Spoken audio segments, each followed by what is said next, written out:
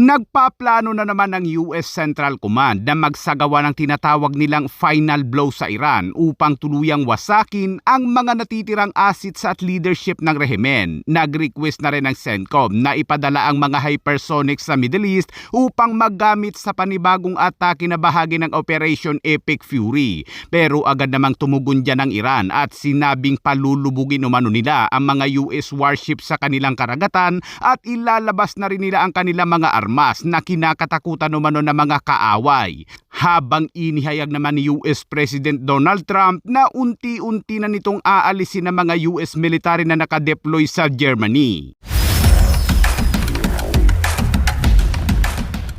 Sa update sa patuloy na tensyon sa pagitan ng mga puwersa ng Amerika at Iran, abay iniulat ng Iran state media na nagbanta umano ang kataas-taasang pinuno ng Iran na si Mujtaba Khamenei na palulubagin umano ng IRGC Navy ang mga barkong pandigma ng Amerika na mag-ooperate sa kanilang karagatan. Anya, ang mga dayuhan na nagmula sa libu-libong kilometro ang layo na may sakim na mga intensyon ay wala umanong lugar doon, maliban na lang sa ilalim ng karagatan nito.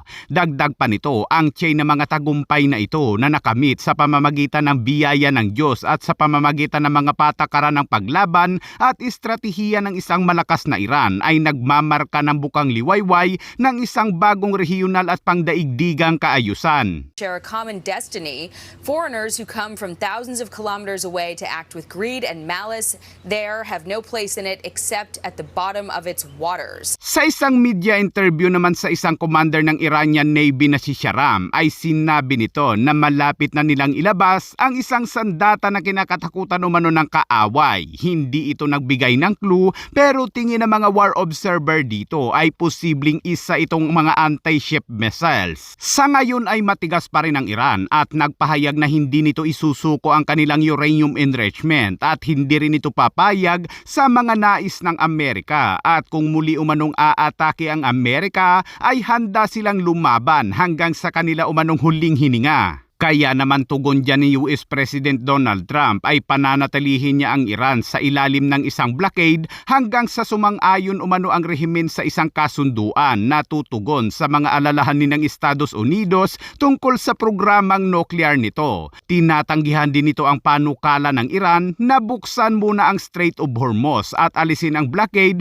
habang ipinagpaliban ang mga potensyal na pag-uusap sa nuklear. Dahil sa patuloy na US blockade ay labis na nababahala ngayon ng Iran dahil malaki na ang nawawala sa kanilang ekonomiya, pati na rin ang partner nito na China. Kaya naman nagbabalak at pinag-aaralan ngayon ng Iran at China na ituloy ang pag-export ng langis sa pamamagitan ng byland o pagdaan sa kalupaan ng iba't ibang mga bansa tulad ng Turkmenistan, Afghanistan o Pakistan to China. Sa ngayon, ayon sa isang pahayag mula kay Admiral Brad Cooper ay umabot na sa 42 na mga oil tanker ng Iran ang inatasan ng Amerika na bubalik sa mga daungan ng Iran, habang ang mga barko namang patungo sa Iran ay tinanggihan din ng US blockade na makapasok sa strait. The US blockade is sending panic throughout Iran's ranks, and today the 42nd commercial vessel was redirected after attempting to violate our blockade. Iran has no ability to import, they have no ability to export. Its economy is now in ruins. The money is gone, basic resources are scarce, oil is now piling up, they may have to cap their oil wells. In fact, Iran just dusted off another ancient rusty old tanker in order to store more oil. But if you need more evidence of the blockade's success, just take a look at what Iran's leaders are now saying. They are now threatening, quote, unprecedented military action if the blockade continues. Of course, Donald Trump, he would be undeterred at the moment. Take a look. Well, the blockade is genius, okay? The blockade has been 100% foolproof. It shows how good our Navy is, I can tell you that. Nobody's going to play games. Pero tila iba naman ang nais ng US CENTCOM na mangyari kung saan iniulat ng Fox na binigyan ni CENTCOM Commander Admiral Brad Cooper ng briefing si Trump sa Situation Room tungkol sa posibleng huling dagok o final blow sa Iran. Ayon sa report, sakop ng briefing ang mga pag-atake sa mga natitirang assets ng militar ng Iran, pamumuno at infrastruktura. For a short and powerful wave of strikes, targets include the enemy's remaining military assets, leadership, and infrastructure. Nais ng US CENTCOM na maglunsad muli ng bagong opensiba sa Iran na tinatawag nilang short and powerful.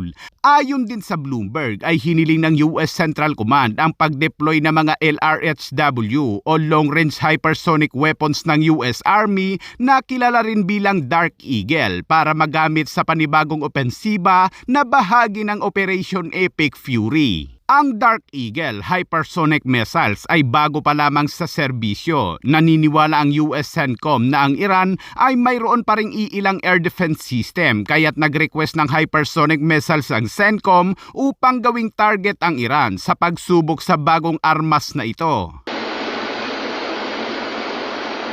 Dati nang may mga lumalabas na ulat na mayroong mga bagong armas ang Amerika at ginagawang target ang Iran upang masubukan ang mga kakayahan ng bagong mga armas, ngunit wala namang binanggit ang US CENTCOM kaugnay sa mga ulat na ito. Sa kabila ng mga paghahanda ng US Central Command para sa final blow sa Iran, abay dumagsa naman ang mga armas ng Amerika sa Israel kung saan 2 barkong pangkargamento ang naghatid ng 6,500 na toneladang armas, libu-libong munition at mga truck militar sa Haifa at Asdod sa loob ng 24 oras.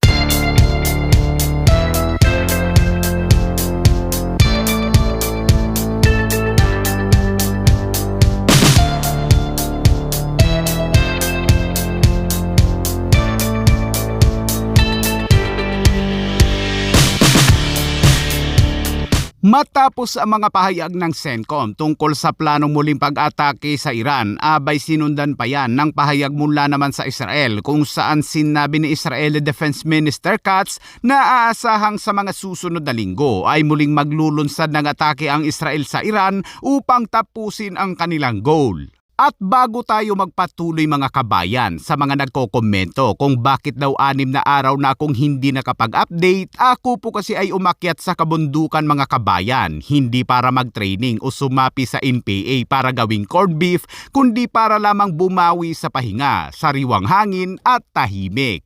Samantala, sinabi naman ni German Chancellor Merz na handa na umano ang Germany na muling buksan ang Strait of Hormuz. Anya, nakatuon sila sa mabilis na pagtatapos ng pagharang ng Iran sa Strait of Hormuz. Kung matutugunan ang mga kinakailangang kondisyon, ay handa umano ang Germany na makipag-ugnayan sa militar upang matiyak ang kalayaan sa mga ruta sa dagat.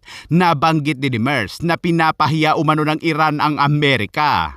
Keine Strategie. The Americans clearly have no strategy. An entire nation is being humiliated by the Iranian state leadership, especially by these so-called revolutionary guards. Pero tila naging mabigat naman ang tugon dyan ni Trump at sinabi niyang aalisin na niya ang mga nakadeploy na militar nito sa Germany. Sa isang post naman ni Trump sa Truth Social nito ay sinabi niyang pinag-aaralan at sinusuri na ng Amerika ang posibleng pagbabawas ng mga sundalo sa Germany na may determinasyong gagawin sa susunod na maikling panahon. Then 1/5 of U.S. active duty troops overseas are based in Germany, about 35,000, and now President Trump is threatening a drawdown after German Chancellor Friedrich Merz said Iran is, quote, humiliating the United States.